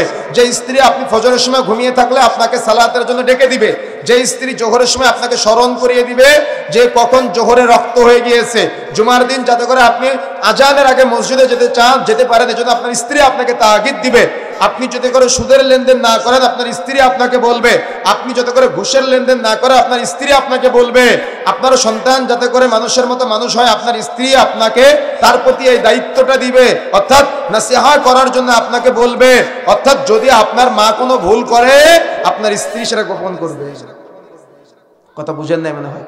কিন্তু দিনগুলা না থাকার কারণে, তাকওয়া না থাকার কারণে আমাদের সমাজে কি হচ্ছে জানেন, আজকে যা সারাদিন পরিশ্রম করে যখন আপনি বাড়িতে আসেন দেখা যাচ্ছে আপনার দিনদার স্ত্রী না হওয়ার কারণে বাড়িতে যা হয়েছে সুবিধা অসুবিধা যা কিছু আছে কোনো কিছু গোপন না করে সব আপনার সাথে বলে দেয়, এবং আপনার মনের মধ্যে একটা রাগ চলে আসে, কষ্ট চলে আসে, ক্ষোভ চলে আসে। তখন আপনার মায়ের প্রতি আপনার একটা রাগ চলে আসে, বা আপনার মা আপনার সাথে আপনার স্ত্রীকে নিয়ে বলা শুরু করে, আপনার স্ত্রীর প্রতি আপনার একটা রাগ চলে আসে। কেউ কাউকে সহ্য করতে পারে না, কেন? দিন নাই সেজন্য। দিন আছে সেখানে সফলতা আছে, যেখানে দিন নাই সেখানে সফলতা নাই, যেখানে দিন নাই সেখানে কল্যাণ নাই, যে পরিবারে দিন নাই সে পরিবারে উত্তম আদর্শিত সন্তান নাই। একজন বাবা কোথায় থাকে? সারাদিন কাজ করার জন্য বাইরে থাকে, কিন্তু মা কোথায় থাকে বলেন তো? মা থাকে পরিবারে, মা থাকে বাড়িতে। এই জন্য ওলামায়ে কেরাম বলেছেন একজন নারী হলো, ইমানদার নারী হলো কস্তুরী অপেক্ষা সৌরভময়, এবং সে হলো পূর্ণিমার চাঁদ অপেক্ষা স্নিগ্ধময়। যে ইমানদার নারী কোনো বাড়িতে প্রবেশ করলে সেখানে তো তাওহীদের দাওয়াত সে পরিবারে দিবে, ও তার সন্তানদেরকে আদর্শিত করবে, এবং তার সামনে কোনো দেবর ভাষায় খোঁজ গল্প করতে পারবে না, বনজামায়ের এসে খোঁজ গল্প করতে পারবে না, তাকে ইজ্জত করবে, তাকে মর্যাদা দিবে, তাকে সম্মান করবে, তার গায়রতের ভয়ে তার কাছে গিয়ে হাসি আড্ডা এবং খোঁজ গল্প করতে পারবে না। আমার কথা কি বুঝতে পেরেছেন? আপনি কোনটা চান এটা আপনার সিদ্ধান্ত। সুতরাং শুধু এতটুকু নাসিহা করে গেলাম যে আবু লাহাবের স্ত্রী স্বামীকে সহযোগিতা করার কারণে, অর্থাৎ পাপের কাজে সহযোগিতা করার কারণে, দিন প্রচারের কাজে বাধা দেওয়ার কারণে আবু লাহাবের স্ত্রী কিয়ামতের মাঠে যখন আবু লাহাবকে জাহান্নামে দেওয়া হবে তখন আবু লাহাব যাতে করে জাহান্নামের আগুনে দাউ দাউ করে জ্বলতে পারে, ও দুনিয়াতে যেমন ওই ইন্ধন বহনকারিনী। তার মানে আর আল্লাহ রাব্বুল আলামিন, যদিও তাফসীর ইবনে কাসিরের মধ্যে এভাবে এসেছে যে আল্লাহ রাব্বুল আলামিন মূলত তাকে অপমান করার জন্য, সে মুহাম্মদ সাল্লাল্লাহু আলাইহি সাল্লামকে সবসময় অপমান করার চেষ্টা করতো, অপদস্থ করার চেষ্টা করতো, ছোট করার চেষ্টা করতো, নিন্দা করার চেষ্টা করতো, অপদস্থ লাঞ্ছিত করার চেষ্টা করতো। এই জন্য আল্লাহ রাব্বুল আলামিন তাকে ইন্ধন বহনকারিনী বলতে বুঝিয়েছেন সে হলো ছোট লোক। কথা বুঝতে পেরেছেন? তার মানে সে হলো খড়ি বহন করে, কাঠ বহন করে বেড়ায়, কিন্তু সে আমার হাবিবকে নিয়ে, আমার মুহাম্মদকে নিয়ে সে অপমান, অপদস্থ, লাঞ্ছিত করার চেষ্টা করে। এই জন্য প্রিয় বন্ধুরা আমার, যারা মা বোনেরা আমার কথাগুলো শুনছেন, সর্ব অবস্থায় দ্বীনের প্রচার প্রসারের কাজে নিজেকে নিয়োজিত রাখবেন, সন্তানদেরকে দ্বীন মানার ক্ষেত্রে উদ্বুদ্ধ করবেন। আপনি মা, আপনি কখনো আপনার মেয়ের সামনে গেঞ্জি গায়ে চলবেন না, তাহলে আপনার মেয়েটা কখনো গেঞ্জি গায়ে চলা শিখবে না। কিন্তু আপনি মা হয়ে যদি মেয়ের সামনে গেঞ্জি গায়ে চলেন তাহলে আপনার মেয়েটাও গেঞ্জি গায়ে চলা শিখবে। কথা বুঝেন না মনে হয়? কথা বুঝতে পেরেছেন? এই জন্য প্রিয় বোন যারা আছেন, আজকে তো অনলাইনের যুগ, অনলাইনের মধ্যে আমরা দেখতে পাই যুবক ভাইয়েরা, যুবতী বোনেরা যারা আছেন, মোবাইল ফোনটা হাতে থাকলেই আজকে বাবা মার গায়রত না থাকার কারণে, বাবা মার ইজ্জত মর্যাদা সম্মান না থাকার কারণে আজকে বাবা মা অপরাধ করে, আর বাবা মা অপরাধ সন্তান করলে বাধা না দেওয়ার কারণে আজকে আমরা দেখতে পাচ্ছি অনলাইন সোশ্যাল মিডিয়ার প্ল্যাটফর্মে তারা আসক্ত হয়ে আজকে যুব সমাজ এবং যুবতী বোনেরা তাদের চেহারা প্রদর্শন করতেছে অনলাইন সোশ্যাল মিডিয়ার মাধ্যমে। আগে মানুষ পতিতালয়ে মানুষ টাকা খরচ করে জেনা করতে যেত, আর এখন মানুষ টাকা খরচ করে তার নিজের সৌন্দর্য মানুষের কাছে প্রচার করে বেড়ায়। বোন, আপনি এই গুনাহের কাজে জড়াবেন না। আপনার এই চেহারার সৌন্দর্য কিন্তু কবরে রাখার পরে মাটিতে খেয়ে নিবে। সুতরাং আপনি যদি অপরাধী হতে না চান, আপনি যদি লাঞ্ছিত হতে না চান, আপনি যদি অপদস্থ হতে না চান, তাহলে এগুলো বন্ধ করতে হবে। আজকে মায়েরা সুযোগ করে দেয়, অনেক জায়গায় দেখা যায় মা মেয়ে দুজনে অশ্লীলতা ছড়ায়। এগুলো হলো জঘন্য, এগুলো হলো বর্বর, এগুলো হলো নোংরা, এগুলো হলো অসভ্যতামি। এদের স্বামী বেঁচে নাই, এদের বাবা বেঁচে নাই, যদি বেঁচে থাকতো তাহলে তারা এগুলো কখনো কোশ্চিনকালও করতে পারতো না। আজকে নোংরামি নষ্টামি একটা একেবারে অতল গহ্বরে নিমজ্জিত হয়েছে আজকের সমাজ। এই জন্য প্রিয় বন্ধুরা আমার যে কথা বলতে চাই, যদি আমি আপনি আপনার পরিবারের মহিলাদেরকে খোঁজখবর না নেই, তাহলে কিন্তু আপনার সমাজ এই জাহালাতের অতল গহ্বরে নিমজ্জিত হবে।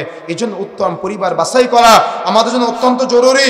যদি উত্তম পরিবার না থাকে, তাহলে কিন্তু আমরা দুনিয়াতে যেমন ক্ষতিগ্রস্ত হব, আখিরাতেও ক্ষতিগ্রস্ত হতে হবে। ফি জিদিহা হাবলুম মিন মাসাদ। আবু লাহাবের স্ত্রী সম্পর্কে বলা হয়েছে যে তার গলায় খেজুরের পাকানো রশি দিয়ে তাকে টেনে নেওয়া হবে। এর কয়েকটা তাফসির পাওয়া যায়। একটা তাফসির হলো যে আবু লাহাবের স্ত্রীকে ওই যে খেজুরের ডাল আছে না, খেজুরের ডালের যে গোড়ার অংশ আছে, এই গোড়ার অংশ শেষে ওটা দিয়ে দড়ি তৈরি করা হবে।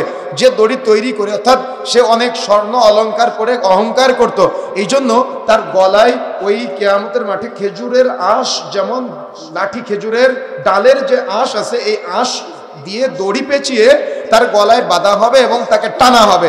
এর আরেকটি তাফসীর পাওয়া যায়, যেটা তাফসীর ইবনে কাসীরের মধ্যে এসেছে, সেটা হলো যে তার গলায় কিয়ামতের মাঠে আগুনের লোহার শিকল, অর্থাৎ যেটা জ্বলন্ত উত্তপ্ত লোহার শিকল আছে, এই লোহার শিকলে বেঁধে আবু লাহাবের স্ত্রীকে টানতে টানতে জাহান্নামের দিকে নেওয়া হবে।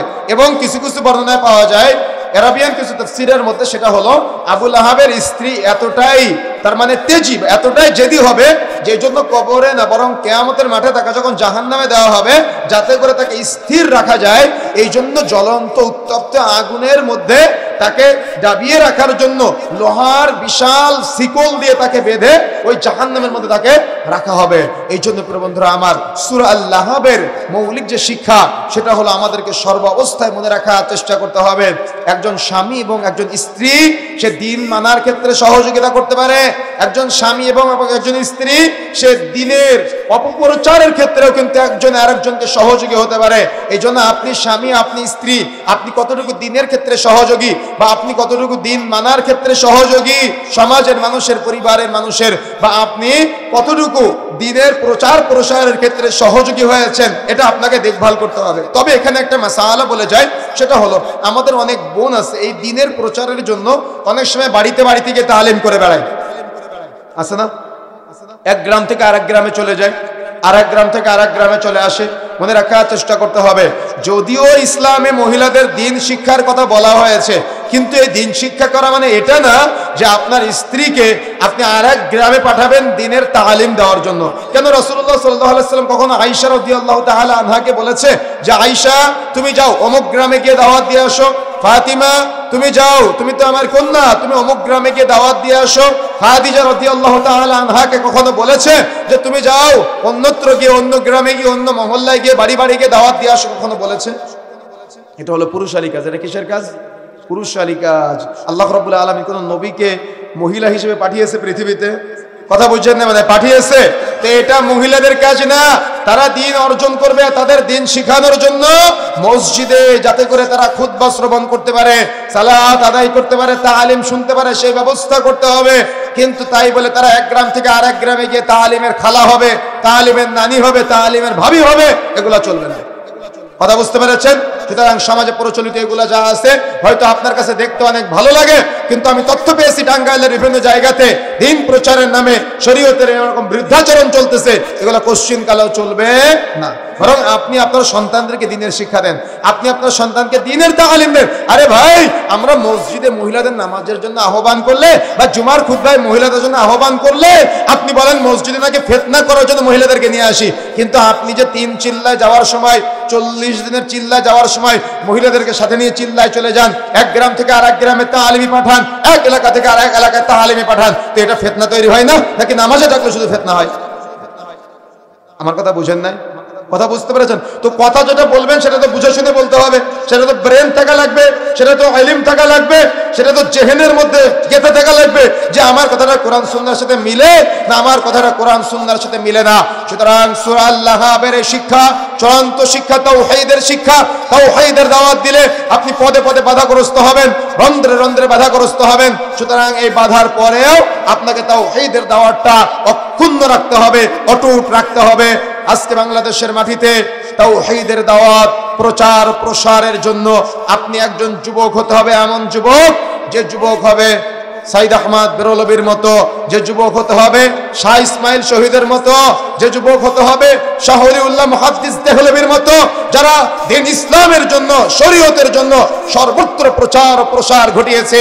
যদি আপনি দাওয়াত অব্যাহত রাখতে না পারেন তো আপনি যুবক হবেন একেবারে নিম্নমানের যুবক, যে যুবক দুনিয়াতে পাপাচারে জড়িয়ে যায়। সুতরাং যুবক ভাইরা নসিহা করে যেতে চাই, সূরা আল-লাহাবের এই শিক্ষাকে এতক্ষণ পর্যন্ত বাবাদের বললাম, অর্থাৎ বাবা হিসেবে আপনার দায়িত্ব, বাবা হিসেবে কতটুকু, মা হিসেবে আপনার কতটুকু দায়িত্ব, সেটা আপনাকে অক্ষরে অক্ষরে পালন করতে হবে এবং আপনাকে সর্ব অবস্থায় চেষ্টা করতে হবে যে এই তাওহীদের দাওয়াতটা যুবক ভাইয়েরা যদি বাবা আপনাকে না দেয় তাহলে আপনাকে অন্তত শিক্ষাটা অর্জন করা।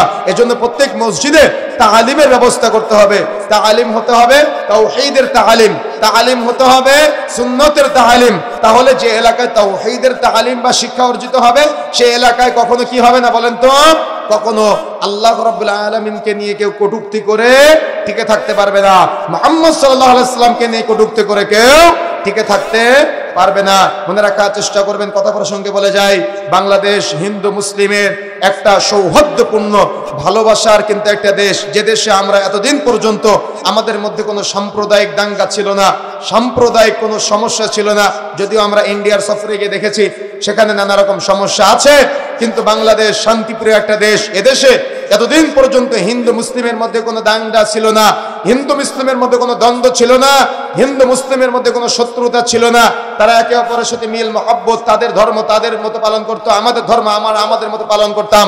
কিন্তু বর্তমানে কিছু ঘটনা আমরা দেখতে পাচ্ছি, আজকের যে ঘটনাগুলা অপ্রাসঙ্গিক, যেগুলো আমাদের সমাজকে, আমাদের দেশকে একেবারে নস্যাৎ করে দেওয়ার জন্য, জাহালতের অতল গহ্বরে নিমজ্জিত করার জন্য আজকে সাম্প্রদায়িক দাঙ্গাগুলা তৈরি করা হচ্ছে।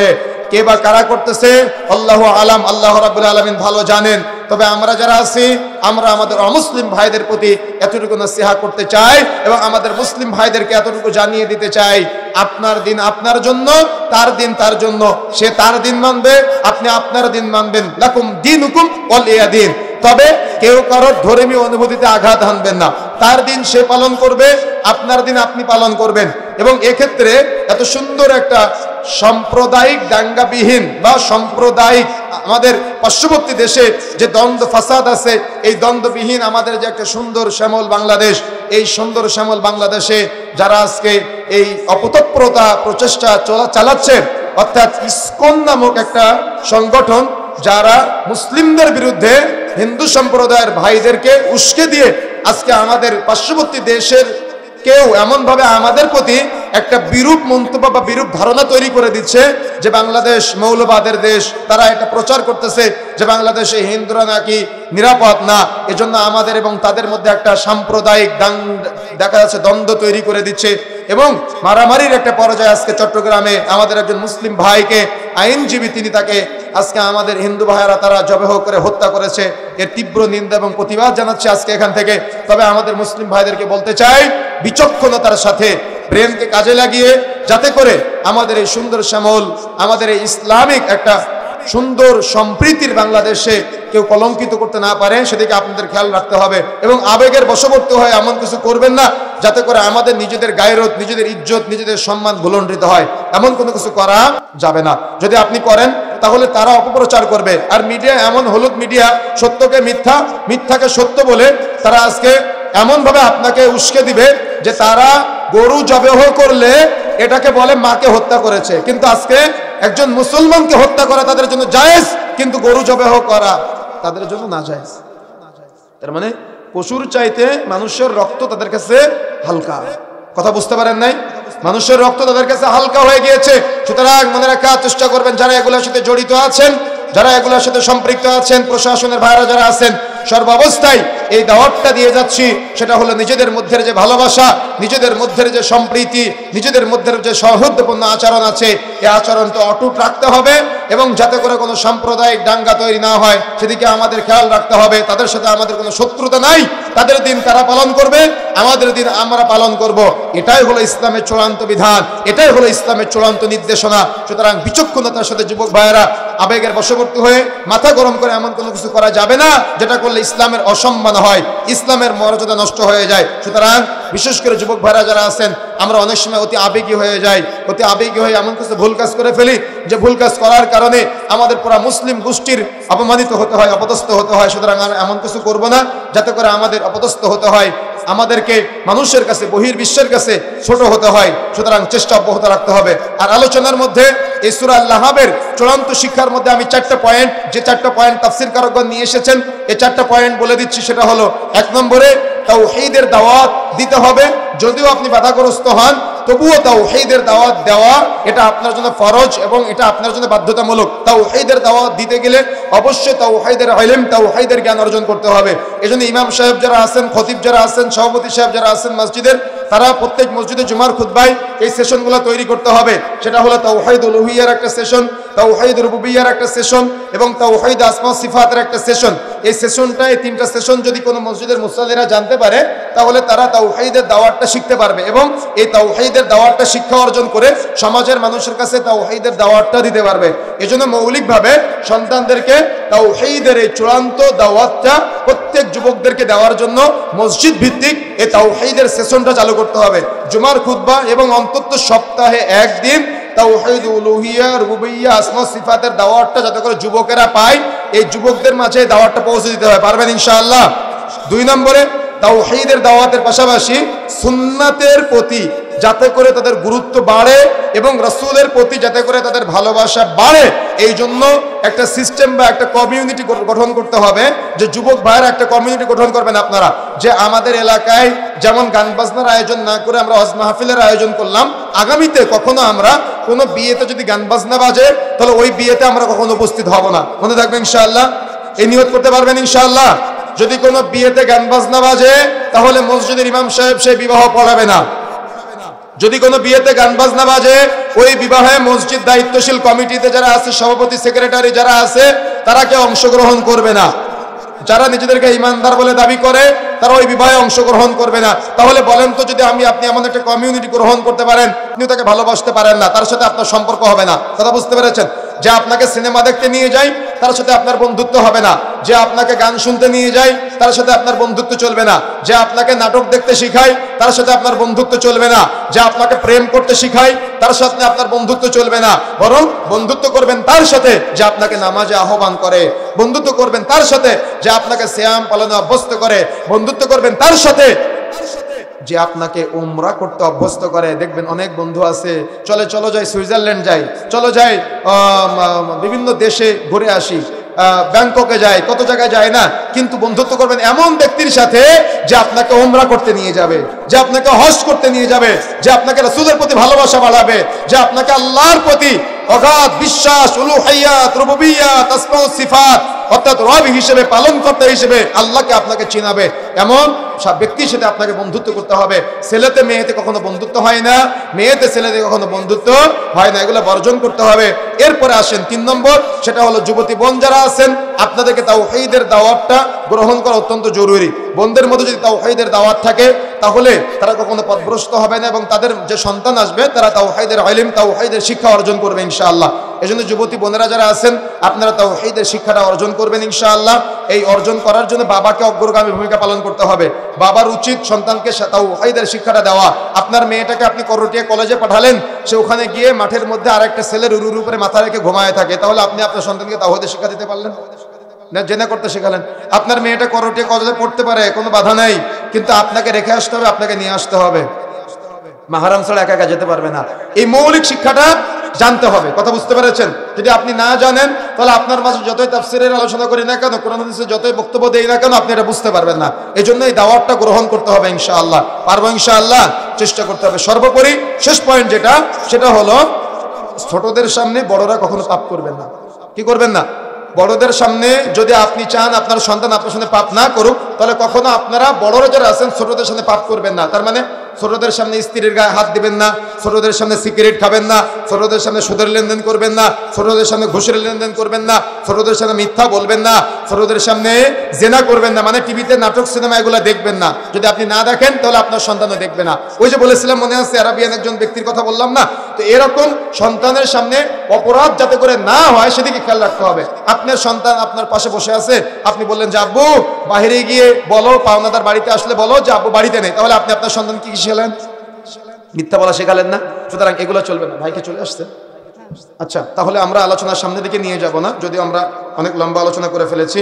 আল্লাহ রাব্বুল আলামিন সংক্ষিপ্ত সময়ে আমরা যে কথাগুলো বলেছি আমি সহ আমাদের সবাইকে আমলে বাস্তবায়ন করা তৌফিক দান করুন, আল্লাহুম্মা আমিন। এবং সূরা আল-লাহাবের প্রতি আমরা সংক্ষিপ্ত সময়ে যে কথাগুলো বলেছি, এই সূরা আল-লাহাবের বাহিরেও আমরা আমাদের পরিবার সংস্কারের জন্য, সমাজ সংস্কারের জন্য এবং রাসূলুল্লাহ সাল্লাল্লাহু আলাইহি ওয়াসাল্লামের প্রতি তাদের যে ঘৃণা বা তাদের যে রাসূলের তাওহীদের দাওয়াতের বিপরীতে তারা যে তাওহীদের দাওয়াতে বাধা দেওয়ার যে প্রোপাগান্ডা চালিয়েছে, আমরা সংক্ষিপ্ত সময়ে এই যে ডকুমেন্ট আকারে বিস্তারিত আলোচনা করেছি। আমি সহ আমাদের সবাইকে সতর্ক হয়ে কোরআন এবং সহিহ সুন্নাহর সঠিক বাণীগুলো আমাদের আমলে বাস্তবায়ন করা তৌফিক দান করুন, আল্লাহুম্মা।